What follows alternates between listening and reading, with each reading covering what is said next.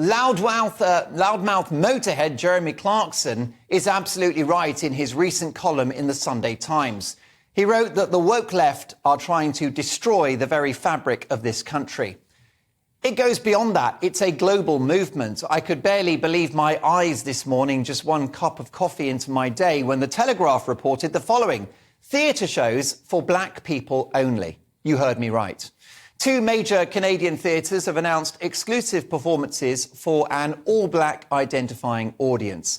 A similar event is planned by the Theatre Pass in Murray in Toronto. According to them, the event is there to facilitate a safe environment for a personal and intimate discussion on the work made and performed by black artists. Whilst white attendees could not be banned from going to the show, the Telegraph report the theatre made it clear they would not be welcome. That's right, white people would not be welcome. You couldn't make it up. The cure for racism, apparently, is segregation and dividing people into groups based upon skin colour. Now, I'm no professor of history, but isn't that what happened during apartheid in South Africa and in the 1950s in America? Hadn't we all agreed that was a bad thing? With this bonkers story, which will shock and upset the vast majority of right-thinking people, we have clear and reassuring evidence that wokeism contains within it the seeds of its own destruction. It has that in common with any criminal enterprise, like burglars who secretly want to get caught. We've seen the First Minister of Scotland, Nicola Sturgeon, self-destruct over the issue of trans rights, culminating in a double rapist being accommodated in a women's prison. By cancelling women, Nicola Sturgeon looks to have cancelled herself. Woke used to be a niche word, an obsession of the chattering classes and the media elite. Not so much anymore, as your sister or your mother or your female best friend risks coming out of a branch of Primark in tears because they've been in a changing room previously female only, now populated by men. And the vulnerability that they feel is dismissed as bigotry rather than the truth, which is that they feel afraid. Whether you like it or not, men have always been an existential and safety threat to women. It's the story of history, I'm afraid. Now, to suggest trans people are somehow sexual predators is deeply wrong. It's an issue for anyone with a male biology, which is why I think it's right that neither an appalling sex attacker with a history of violence against women, or indeed me, or the Archbishop of Canterbury, or Rod Stewart, or Mickey Mouse, or anyone else that's a biological male should be prohibited from entering female-only spaces. Now, I believe that silly little stories might just be the straws that break the camel's back, not the big ones. Like this one from the London School of Economics, who haven't got anything better to do than remove the words Lent and Easter from their calendar because they're not inclusive.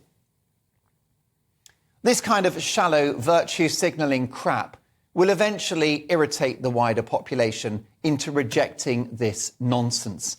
There's an old proverb: wait long enough and the bodies of your enemies will pass you by in the river. It's my view that all we've got to do is wait for this woke madness to work itself through the system and to get so extreme and so bonkers that even the least politically active members of the population will say enough is enough. I could, of course, be wrong. I mean, both Canadian theatre groups have argued they want to create a safe space for people of colour to reflect on the evil of racism and how it has affected their lives and the lives of previous generations. Scotland's self-ID bill is designed to protect a deeply vulnerable group in our society who are among the most prejudged and abused trans people. The SNP want to make them feel safe and acknowledged. And the LSE, the London School of Economics, are based in a very multicultural city of London, and they want all of their students and teaching staff to feel part of the community and included.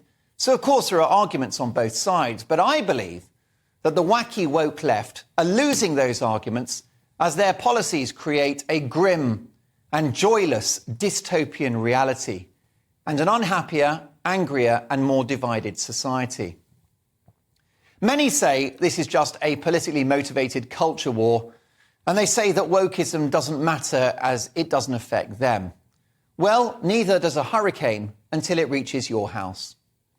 And the insidious mission creep of wokeism is really starting to affect people's lives. It's even affecting the arts and culture. TV dramas with finger-wagging progressive storylines, boring people to tears. And what about politically correct comedy? Surely a contradiction in terms. The highly talented Doctor Who writer Russell T Davies, who himself has a flawless, progressive and politically correct CV, has this week railed against the obsession with diversity. The Telegraph report that he's criticised a new wave of TV screenwriters who are more interested in diversity than television. Many scriptwriters, he says, are in television, in the industry, to increase representation. And he says their work is rubbish. So Clarkson is right. There are forces at work to make people hate this country, hate its institutions and hate its history. But they won't win. Because as with the example of a double rapist in a female prison, ideological purity will ultimately cement the downfall of this sinister movement. The singular idea underpinning gender ideology, for example, that men are women and that women are men, has collapsed under the weight of its own lack of logic. And for that, we must thank Nicola Sturgeon. There is a woke war on the West, but it's unravelling fast.